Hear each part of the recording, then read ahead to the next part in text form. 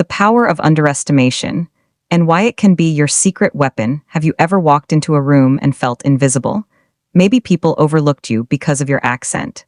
Maybe they assumed you weren't intelligent because your English wasn't perfect. Or maybe, like Dorothy in our story, someone labeled you as less than, without even knowing the real you. That feeling, being underestimated, is something almost all of us experience at some point. And believe it or not, it can become one of your most powerful tools for growth. In this first section of our journey, I want to show you 1. Why underestimation happens, 2. How you can transform it into motivation, 3. And most importantly, how English learning connects directly to this lesson. So let's begin with Dorothy's story, not just as entertainment, but as a mirror for your own life. A wedding, a whisper, and a wound. Picture this. You're at your son's wedding. The hall is glowing, the music is elegant, and everyone is dressed in their finest clothes. This is supposed to be a day of joy, right? But then, someone very close to you says something that cuts like a knife. In this story, Dorothy, the mother of the groom, is introduced to her new daughter-in-law's boss. Instead of being celebrated as part of the family, she's described as between jobs, and then even worse, a bit of a loser. Can you imagine standing there, smiling politely, while someone announces to strangers that you are basically worthless? Here's the thing, moments like these happen in all cultures, not just in dramatic wedding stories. Maybe for you, it's not a wedding. Maybe it's in a classroom where someone laughed at your English mistake. Or at work when a colleague interrupted you because your speaking pace was slower. The point is, words can sting. And when people underestimate us, it can feel humiliating. And this is the twist, underestimation can also be fuel. Why people underestimate others. Before we see how Dorothy transformed this situation, let's understand. Why do people underestimate in the first place? 1. They judge by appearances. Humans are wired to make snap judgments. If you're older, if your clothes aren't flashy, if your accent sounds different, some people will assume you're less capable. 2. They project their own insecurities. Jessica, the new daughter-in-law, put Dorothy down in front of her boss because she wanted to look stronger. When people feel insecure, they sometimes try to step on others to climb higher. 3. They lack information. Dorothy's daughter-in-law didn't even know who she was truly dealing with. Just like sometimes when people hear you struggling in English, they might assume you aren't intelligent. But intelligence has nothing to do with accent or fluency. When you understand why underestimation happens, you realize something important. It's not really about you, it's about them. How underestimation feels, and why it hurts now. Let's pause and connect this to your English journey. Think about the last time someone corrected your English in a rude way. Maybe you mispronounced a word and someone laughed. Maybe you forgot grammar rules in conversation and someone said, "Your English isn't very good."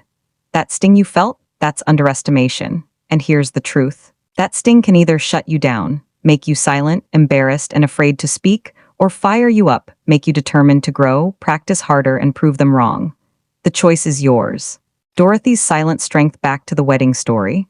Dorothy could have walked away ashamed. She could have let her daughter-in-law's words define her in that moment, but she didn't. Instead, she smiled. She listened. She observed. And most importantly, she stayed calm. That calmness is powerful. Because when people underestimate you, their goal is often to provoke you, to make you look weak. But when you don't react emotionally, you gain control of the situation. In English learning, this is the same. If someone laughs at your pronunciation and you panic, you lose confidence. But if you smile and keep speaking, you win. So the first big lesson here is, stay calm when underestimated. Your silence is stronger than their insult. The hidden identity. Now comes the plot twist. Dorothy wasn't unemployed or a loser. She was actually the CEO of a massive company, the very same company that her daughter-in-law's boss had been chasing as a client for years. Think about that. The person everyone assumed was weak, irrelevant, and powerless was actually the strongest person in the room.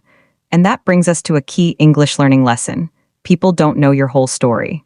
When you speak English and someone underestimates you, they don't know about the books you've read, the skills you have in your native language, the wisdom you carry, or the experiences you've lived. They only see a small piece. And just like Dorothy, you have hidden strengths that can surprise people, turning insults into energy. So, how do you transform being underestimated into something powerful? Here's a simple 3-step process. 1. Absorb without reacting. Let the words pass through you. You don't need to fight every battle with anger. 2. Reflect privately. Ask yourself, why did this person say that? What does it reveal about their insecurities, not yours? 3. Respond strategically. Just like Dorothy waited until the right moment, a professional meeting, to reveal her true power, you can choose the right moment to show your skills. For English learners, this might mean preparing a presentation carefully or writing an email with extra precision and letting your work speak louder than your mistakes. Why this matters for English learners, let's connect this even deeper. Learning English often puts you in situations where you feel underestimated. Maybe your boss assumes you can't handle an international client because your English isn't perfect. Maybe your classmates in an English-speaking country avoid you because they think you won't understand jokes. Maybe even your friends and family say, "Why bother learning? You'll never sound fluent." Each of these moments is an underestimation test. You can let it define you, or you can let it refine you. The psychological advantage of being underestimated. Here's something fascinating from psychology. When people underestimate you, they give you an advantage. Why? Because they're not expecting much from you. And that means when you deliver excellence, when you surprise them, the impact is much greater. Think about movies. Don't you love when the quiet character suddenly shows they're the hero? It shocks everyone. In your English journey, you can use this too. If people assume you're not fluent, then when you finally give a confident presentation, or crack a joke in English, or explain a complex idea clearly, the surprise makes your achievement even more powerful. A story from language learning. Let me share a quick story from one of my students. She was working in an office where all meetings were in English. She told me, "I felt invisible. Nobody asked for my opinion because they assumed I couldn't explain in English." For months, she listened silently, improving little by little. Then one day, the manager asked for suggestions about a project. She raised her hand and slowly, carefully, explained her idea in English. Guess what? The team loved it. Her idea saved them time and money. After that, nobody ignored her again. Why? Because she used underestimation as fuel. Practical habit. Reframing insults. Here's a small habit you can practice every day. Whenever someone criticizes your English, repeat to yourself, "This is not about me, this is about them." I will use this as motivation, not as shame. Every insult is free energy for my practice. It may sound simple, but training your brain to see insults as fuel is one of the most powerful fluency habits you can build. If this lesson is connecting with you, pause right now and leave a comment. Backhand index pointing right. Have you ever been underestimated because of your English? How did you react? Sharing your story will not only help you practice writing in English, but also inspire other learners who are going through the same struggle. And of course, don't forget to subscribe to Fluent Habits if you want more stories and strategies to keep building your fluency every single day. The moment of truth, revealing your hidden power. In Section 1, we explored how underestimation can actually be your hidden advantage. We saw Dorothy remain calm in the face of insults, and we connected that to your English journey, how staying composed can turn mockery into motivation. Now, in Section 2, the story takes a dramatic turn. This is the moment when Dorothy reveals who she really is, not a loser, not between jobs, but the powerful CEO of Walsh Enterprises. And as we follow her through this reveal, we're going to learn 1. When and how to reveal your own strengths. 2. Why preparation beats luck every time. 3. How English learners can use strategy to surprise people in the best way. This section is all about that breakthrough moment when your effort finally shows. The unexpected meeting. Imagine walking into a sleek modern office. The walls are glass, the chairs are polished chrome, the air smells faintly of coffee and ambition. Everyone's rushing around with laptops, phones, deadlines. Now imagine walking in not as a nervous visitor, but as the person holding the cards, the decision maker, the client, the CEO. That's exactly where Dorothy found herself. After her daughter-in-law humiliated her at the wedding, Dorothy didn't explode in anger. She didn't gossip or complain.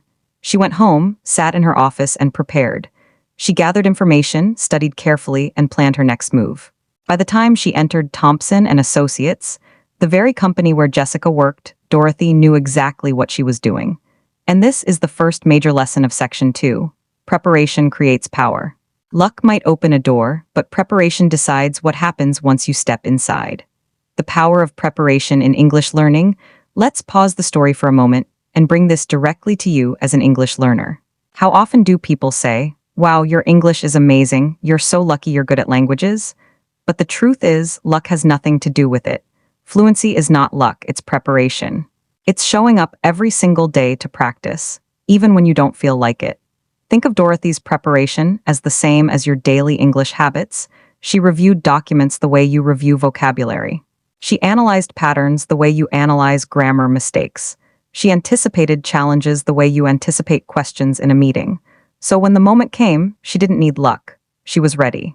The shock of recognition hears the scene. Dorothy walks into the meeting room. The CEO of Walsh Enterprises. Calm, confident, in her power suit, pearls shining, shoulders straight. Jessica, her daughter-in-law, nearly falls out of her chair. She had no idea. She thought she was marrying into an ordinary family, one where she could be the star. Instead, she was face to face with a woman she had underestimated, the woman who held the future of her job in her hands. Now think about your own life. Have you ever had someone underestimate your English, and then be shocked when you finally spoke clearly, delivered a great idea, or even cracked a joke in English? That shock of recognition is powerful. And you can create it by preparing quietly, then choosing the right moment to shine. Choosing the right moment, one of Dorothy's greatest strengths was her timing. She didn't try to fight back at the wedding, when emotions were high and people weren't listening. Instead, she waited until the moment when her words would have maximum impact. This is a key lesson for you too. When you're learning English, you don't need to prove yourself in every single conversation. You don't have to correct every person who underestimates you. Sometimes, it's smarter to wait to prepare and then reveal your strength in a situation that really matters. For example, instead of getting flustered when someone laughs at your accent, save your energy for the important presentation at work. Instead of arguing in broken sentences during a casual chat, prepare for the business meeting where your polished explanation will matter more. Instead of letting one rude comment discourage you, let it push you to practice harder so your growth shocks everyone in 6 months. Timing is everything. How to prepare for your reveal in English now? Let's get practical. How can you prepare for your own moment of truth in English? Here are 3 strategies. 1. Shadowing for speech confidence. Shadowing means listening to a native speaker and repeating what they say in real time, copying rhythm and intonation. This trains your ear and your mouth together. If you do this daily, your spoken English will sound more natural and confident. 2. Script your success moments. Dorothy prepared documents. You can prepare scripts. Write out what you want to say in important situations, job interviews, presentations, introductions. Practice until the words flow naturally. Then, when the time comes, you'll deliver with calm confidence. 3. Build knowledge beyond language. Dorothy didn't just know how to speak, she knew the industry, the competition, the details. For you, this means don't just study grammar. Study the topics you want to speak about. If you work in IT, learn IT vocabulary in English. If you love travel, learn travel phrases. Depth creates confidence. The meeting that changed everything back to the story. In the conference room, Mr. Thompson, the boss, looked confused. On one side, his trusted employee Jessica, now pale with panic. On the other side, Dorothy, calm and authoritative, placing a folder of documents on the table. When Dorothy introduced herself as CEO of Walsh Enterprises, the company Thompson had been chasing as a client, the room went silent. This silence is important. Silence is not weakness. Silence makes words heavier. When you speak English, don't rush to fill silence with, you know. Pause, let people absorb your words. That pause can make you sound more confident than speaking nonstop. The lesson of surprise. Why was Dorothy's reveal so powerful? Because nobody expected it. Jessica thought she was embarrassing an unemployed woman. Instead, she embarrassed herself in front of her boss. The same can happen with you. When people underestimate your English, they set themselves up for surprise. And surprise makes your progress unforgettable. Imagine someone assuming you can't follow a conversation, and then you answer fluently. That moment stays in their mind. Surprise turns underestimation into admiration. Building your own CEO identity? Now here's a motivational shift for you. Dorothy was a CEO, yes. But her real power came from owning her identity. As an English learner, you need to build your own CEO identity, not in business, but in mindset. Your CEO identity is the voice in your head that says, I am in control of my learning. I decide when and how to reveal my strengths. I am not just a learner. I am a communicator, a connector, a leader in progress. When you adopt that mindset, you stop being a passive learner waiting for approval. You become an active, strategic learner shaping your own fluency journey. Oh, a student story. From silent to CEO, one of my students, let's call her Amina, once told me, I feel like a child when I speak English. Everyone treats me like I'm stupid. We worked together to build her CEO identity. She prepared key phrases for meetings, practiced shadowing daily, and focused on learning business English vocabulary. After 6 months, she gave a presentation at work. The same colleagues who used to ignore her were now taking notes while she spoke. She told me later, "For the first time, I felt like the CEO of my own voice." That's the transformation waiting for you. Practical habit, power poses and power sentences. Here's a habit you can practice before your own reveal moments. 1 power pose, stand tall, shoulders back, chin up. This physical posture tells your brain, I am confident. 2. Power sentence, repeat a simple sentence out loud 3 times like, I can express myself clearly. My English is improving every day. I am ready for this moment. It may feel silly at first, but trust me, it works. Just like Dorothy put on her power suit, you can put on your power mindset. Pause for a moment and ask yourself, backhand index pointing right, what's one area of your life where you're preparing for a reveal in English? Is it a presentation, an interview, a trip abroad, or maybe just a conversation you've been avoiding? Write your answer in the comments. Not only will it help you reflect, but it will also inspire other learners in our Fluent Habits community. And while you're there, don't forget to subscribe to Fluent Habits for more lessons like this. Your support helps us keep creating powerful stories to guide your fluency journey. The aftermath, when respect shifts and power changes in Section 2, Dorothy walked into that glass-walled office and shocked everyone. She revealed her true identity as CEO of Walsh Enterprises, calmly presented her evidence, and showed the power of preparation and timing. But here's the thing, power reveals are never the end of the story. They create ripple effects. Relationships shift, respect changes, people see you differently. And in Section 3, we're going to explore 1. What happens after you reveal your strength? 2. How to handle new respect without arrogance. 3. What English learners can do when people suddenly start noticing their fluency. Because just like Dorothy, you will eventually have your breakthrough moment. And when you do, you need to know how to carry yourself afterward. Silence in the conference room. Let's return to that tense scene. Dorothy had just finished speaking.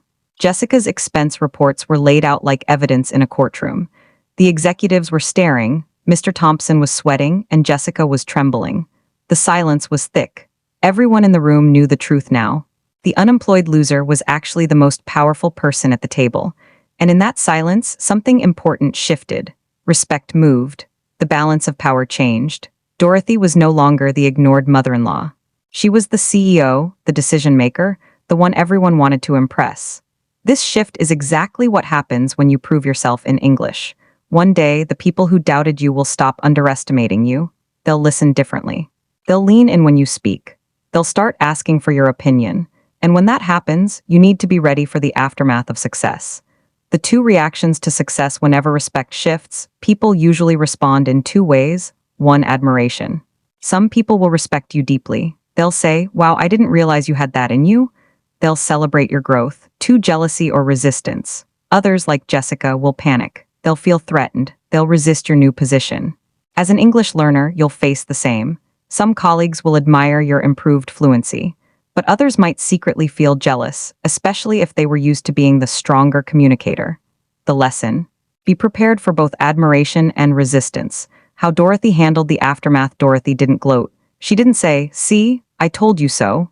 Instead, she kept her composure. She focused on business. She outlined Walsh Enterprises' potential contract, its strict ethical standards, and the importance of trustworthy partners. Notice what she did here. She shifted the focus from personal insult to professional standards. This is something you can copy in your English journey. When people finally respect your fluency, don't waste time proving them wrong or rubbing it in. Instead, focus on contributing value. Use your English to solve problems, share ideas, and connect with people. That's how respect lasts. Respect that lasts versus respect that fades. Here's a key difference to understand. Temporary respect comes when people are shocked by your improvement. Lasting respect comes when you consistently deliver value after that. Dorothy didn't just shock Thompson and his executives, she showed them what working with her company could mean. That created lasting respect. For you, the same rule applies. Impressing people once with your English is good. But if you want lasting respect, you need to show up again and again with confidence, clarity, and contribution. A story from my student, Sudden Respect, one of my students, let's call him Diego, had always been quiet in meetings. His English was good, but he didn't believe in himself. One day, he prepared a presentation carefully, practiced it 20 times, and delivered it fluently. His colleagues were stunned. Suddenly, everyone respected him. But here's the twist. After that presentation, they expected more from him. They invited him into bigger projects, asked for his opinions more often. At first, he felt pressure. But over time, he realized this is what growth feels like. Respect comes with responsibility. And that's exactly what Dorothy experienced. Respect brings responsibility. Dorothy's reveal didn't just humiliate Jessica. It created a new responsibility. Walsh Enterprises was now considering a $12 million contract with Thompson's firm. The decisions she made would affect jobs, projects, and reputations. For you, when people start respecting your English, it comes with responsibility too. You'll be expected to contribute in meetings. You'll be invited to bigger opportunities. People will rely on your voice. And that's not pressure to fear. It's an opportunity to rise. Balancing confidence and humility, here's the tricky part. When respect shifts, you must balance two things: confidence and humility. Confidence means standing tall, speaking clearly, and owning your progress. Humility means remembering your journey, showing kindness to others who are still learning, and not using your skills to belittle anyone. Dorothy showed confidence by leading the meeting. But she also showed humility by staying professional, not personal. You must do the same. Don't become the Jessica who puts others down. Use your fluency to lift people up. Practical habit. The respect reset, here's a habit to try once people start noticing your English. 1. Pause after compliments. When someone says, "Your English is so good," don't downplay it. Smile, say thank you, and own it. 2. Shift the focus. After thanking them, redirect to contribution. Thanks, I've been practicing a lot. By the way, here's an idea I had. 3. Support others. When you see someone struggling with English, encourage them. Share what worked for you. This way, respect doesn't just stay with you, it multiplies. Family dynamics, the private aftermath. Now let's look at another ripple effect in Dorothy's story, her family. At the wedding, her son Michael thought his mother and new wife were getting along so well. He had no idea what Jessica had said behind the scenes. Dorothy chose not to ruin his day with the truth. But after the reveal at the office, the truth was undeniable. Jessica couldn't hide anymore. This raises an important question. What happens when your growth in English changes personal relationships? Maybe your friends who used to see you as the quiet one now see you as more confident. Maybe your family, who didn't take your English studies seriously, now rely on you to translate or help them. Growth changes dynamics. And you have to manage those shifts with wisdom. Managing shifts in relationships, here's how to handle it. 1. With grace. Like Dorothy, don't throw your success in people's faces. Let your actions speak. 2. With boundaries. If someone tries to pull you down, like Jessica did, remember, you don't need to tolerate disrespect, even from family. 3. With perspective. Not everyone will understand your journey. That's okay. You're not learning English to impress everyone. You're doing it for yourself and your future. A personal reflection exercise. Pause for a moment. Backhand index pointing right. Think of someone in your life who underestimated your English. How will you respond when they eventually notice your progress? Write it down. Will you gloat? Or will you stay calm, confident, and professional like Dorothy? This reflection prepares you for that moment so you don't waste it on anger. The importance of documentation. Remember how Dorothy brought evidence, receipts, reports, LinkedIn screenshots? She didn't just rely on memory. She documented everything. This is another habit English learners can borrow. Document your progress. Keep a journal of new words you've learned. Record yourself speaking once a week to track improvement. Save feedback from teachers or colleagues. Why? Because when you doubt yourself, and you will, that documentation becomes your evidence. It reminds you, I am growing, I have proof. Because power is not the end, respect is not the end. The real question is, what do you do once you've earned respect? Do you let it fade, or do you turn it into lasting influence? Dorothy chose influence. And in this section, we'll explore how her story teaches us. 1. How to transform success into long-term impact. 2. How English learners can turn fluency into influence. 3. The habits that ensure your progress doesn't fade, but grows into a legacy. Dorothy's strategic choice after the meeting. Dorothy could have crushed Jessica completely. She had all the evidence. She had the respect of the executives. She had the power, but here's what she did instead. She chose strategy over revenge. She didn't shout. She didn't humiliate Jessica further. She didn't fire her on the spot. Instead, she calmly set boundaries. She made it clear that ethics, honesty, and respect were non-negotiable in business and in family. By choosing wisdom over emotion, Dorothy turned her personal victory into a professional legacy. And this is exactly the lesson for you as an English learner. Don't just use your fluency to win arguments. Use it to build bridges, share ideas, and create long-term opportunities. Influence versus intimidation. Let's pause here. There's a big difference between influence and intimidation. Intimidation happens when people fear your English because you use it to dominate or show off. Influence happens when people respect your English because you use it to connect, inspire, and lead. Dorothy didn't need to intimidate Jessica. Her calm authority created influence. As you grow in fluency, ask yourself, am I using my English to intimidate or to influence? The answer will shape how people remember you. Turning fluency into influence. Here's how you can do what Dorothy did: turn strength into influence. 1. Consistency. Keep showing up with clarity. Don't let your fluency be a one-time shock. Build it daily so people can rely on you. 2. Contribution. Use your English not just to prove yourself, but to add value in meetings, in friendships, in global conversations. 3. Connection. Influence grows when people feel seen and understood. Ask questions. Listen deeply. Don't just speak English, use it to connect.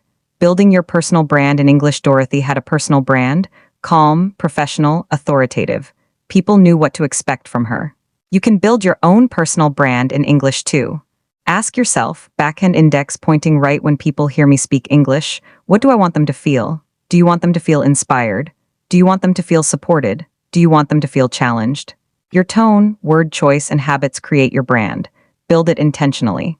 A student story: from fluency to influence. One of my students, let's call her Hannah, reached fluency after 2 years of daily practice. At first, she used her English to prove she was capable in meetings. But after some time, she shifted. She started mentoring younger colleagues, helping them express themselves in English too. Today, she's not just the woman who speaks great English. She's the leader who lifts others up. That's influence. That's legacy. Habits that create legacy. Here are 3 habits that will help you turn your English progress into lasting influence. 1. Teach what you learn. Every time you learn a new word, phrase, or skill, share it. Teach a friend, post about it online, or explain it to a colleague. Teaching doubles your impact. It helps you remember and it helps others grow. 2. Lead conversations. Don't just join. Influence comes when you're not just answering questions but asking them.